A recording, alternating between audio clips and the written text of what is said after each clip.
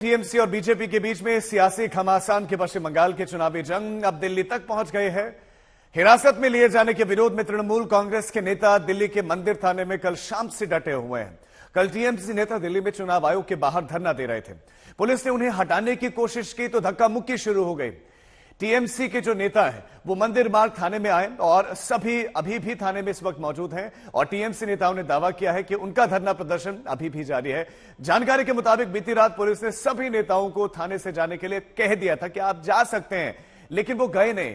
TMC के नेताओं के प्रतिनिधिमंडल कल दरअसल चुनाव आयोग से मुलाकात करने के लिए पहुंचा था और ये मांग की गई थी कि CBI, NIA, ED, income tax department, इनके प्रमुखों को बदल दिया जाए।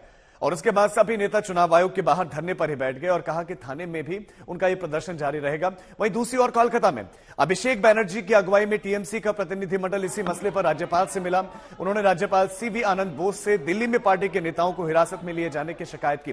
हालांकि पुलिस कह रही कि हमने नेताओं को कह दिया कि आप स्वतंत्र हैं, जा सकते हैं, लेकिन वो नेता नहीं जा रहे हैं। ईडी, इनकम टैक्स, सब सेंट्रल एजेंसी को बीजेपी का ब्रांच ऑफिस मानता है और वो सोचते हैं सच्ची में कि मोदी है तो मुमकिन है, तो वो जो जीत चाहे कर सकते।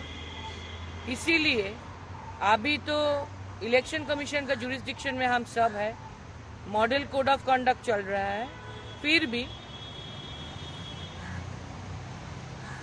उन लोगों का मन मर्जी, मोदी बाबू और अमित शाह का मन मर्जी, बीजेपी का मन मर्जी, एनआईए, सीबीआई, ईडी और इनकम टैक्स चल रहा है और सब अपोजिशन को डिस्टर्ब कर रहा है ताकि वो ढंग से शांति से इलेक्शन ना लड़ सके। Daylight in Delhi is extremely painful and unfortunate. The way democracy has been muzzled, killed in broad daylight is for everyone to see. This is BJP's new India. 10 members from the Trinamool delegation, including 5 members of parliament, went to submit a memorandum and a representation on how the central agencies are being used and are being puppetry to their masters in Delhi and working on BJP's behest. अब आपको हम कुछ तस्वीरें दिखा रहे हैं। दरअसल पश्चिम बंगाल की लड़ाई दिल्ली में आ गई और दिल्ली में अब सियासी गहमा गहमी जारी है। दरअसल पश्चिम बंगाल में एनआईए, सेंट्रल एजेंसीज पर आरोप लगाए जा रहे हैं, टीएमसी आरोप लगा रही है और उसी बात की शिकायत करने के लिए टीएमसी दिल्ली में पहुंचे। उनका प्रतिनिधिमंडल चुनाव आयोग से मिलने के लिए पहुंचा और उसके बाद वहीं पर धरना देना शुरू कर दिया। पुलिस आई, फिर वहां धक्का मुक्की वाली स्थिति बनी, फिर उनको थाने में ले जाया गया और वहां पर भी उन्होंने धरना देना शुरू कर दिया। दूसरी तरफ पश्चिम बंगाल में राज्यपाल से मिलकर शिकायत की गई। हमारे संवाददाता आशुतोष मिश्रा इस खबर पर अब ज्यादा जानकारी के साथ जुड़ गए हैं। आशुतोष, इस वक्त दिल्ली में क्या चल रहा है? क्या टीएमसी के नेता अभी भी थाने में ही हैं? क्या अभी भी वहां पर धरना चल रहा है? क्या चल रहा है दिल्ली में?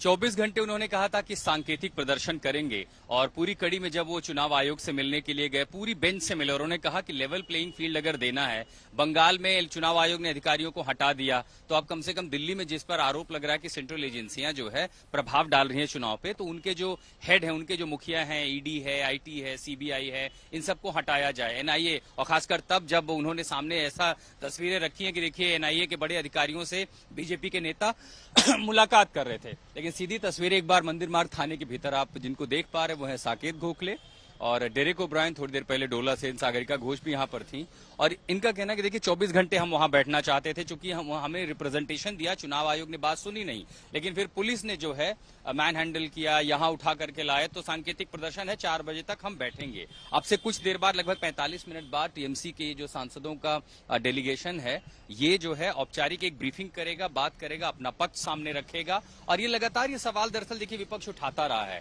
जयराम रमेश की चिट्ठी रही चुनाव आयोग से मिलिए, लिए वो वीवीपैट पर रिप्रेजेंटेशन देना चाहते हैं, चुनाव आयोग ने मुलाकात नहीं की। वो कह रहे हैं कि अगर फ्री एंड फेयर इलेक्शन है तो वो होते हुए दिखना भी चाहिए, और अगर ऐसी स्थिति में चुनाव आयोग कार्यवाही नहीं करता है या उसका जो रवैया है वो पक्षपातपूर्ण है तो विपक्ष के निशाने पर चुनाव आयोग के तमाम आयुक्त आ जाते हैं। और दिल्ली में आपने देखा कि तमाम सांसद आए, मुलाकात तो हुई, मेमोरेंडम दिया, लेकिन ऐसा कोई आश्वासन नहीं मिला है। इसका दूसरा पहलू भी देखिए कि पश्चिम बंगाल में टीएमसी पर आरोप लगता है कि उनकी मशीनरी, उनकी एजेंसियां जो है बीजेपी के साथ एक पक्षपात रवैया इस्तेमाल करती हैं, पुलिस का बर्ताव कैसा होता है। अब यहां दिल्ली में आकर देखिए वही टीएमसी विक्टिम है और आरोप बीजेपी पर है। बहरहाल कुछ बीच बीच में पुलिसकर्मी भी आते रहते हैं बातचीत करने, इन्हें यहां रखा नहीं गया है। आपको ये भी स्पष्ट कर दें कि यहां डिटेन नहीं है, कल लाया गया था तो इन सांसदों ने कहा कि अगर हमें यहां लाके वापस छोड़ ही देना था तो वहीं इलेक्शन कमीशन पर ही बैठे रहने देते। सांकेतिक प्रदर्शन था, 24 घंटे बाद चले जाते थे। अब पुलिस कह रही है आप चले जाइए, ये जा नहीं रहे हैं, यहां बैठे हुए हैं।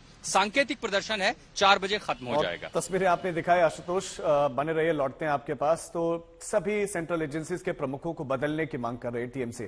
तो एक तरफ धरना चल रहा है दिल्ली में, तो दूसरी तरफ एक्शन कोलकाता में भी हो रहा है।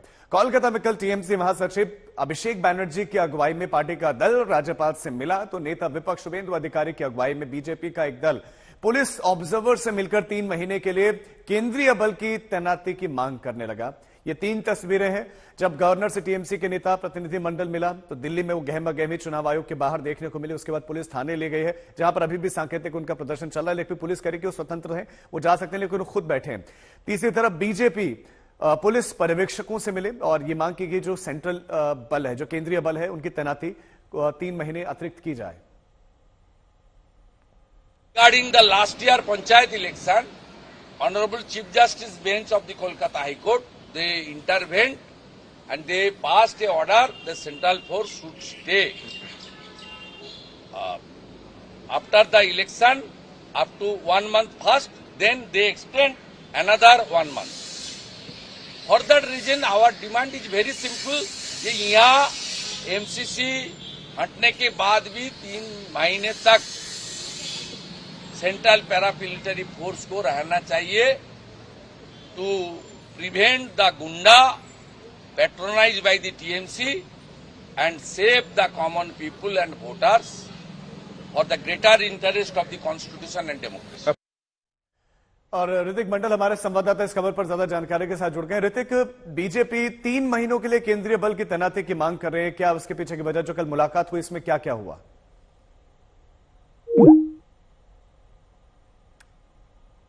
ऋतिक, आपको आवाज मिल रही है? लगता है उन तक आवाज नहीं पहुंच रही, लेकिन पश्चिम बंगाल में जबरदस्त गहमा गहमी, जबरदस्त लड़ाई देखने को मिल रही है और टीएमसी जहां चुनाव आयोग के पास में पहुंच गए, प्रदर्शन करते हुए नजर आए, तो बीजेपी भी पुलिस पर्यवेक्षकों से मिली। इस बीच में ममता बनर्जी ने एक बार फिर से केंद्र सरकार पर जबरदस्त प्रहार किया है। कल बांकुरा में एक रैली को संबोधित करते हुए उन्होंने आरोप लगाया कि सरकार ने लोकतंत्र को जेल बना दिया है। मुख्यमंत्री ने एनआईए, सीबीआई, ईडी, आयकर विभाग के एक्शन पर सवाल उठाए। चुन चुन के अरेस्ट करेगा, सबको जेल में भेजेगा।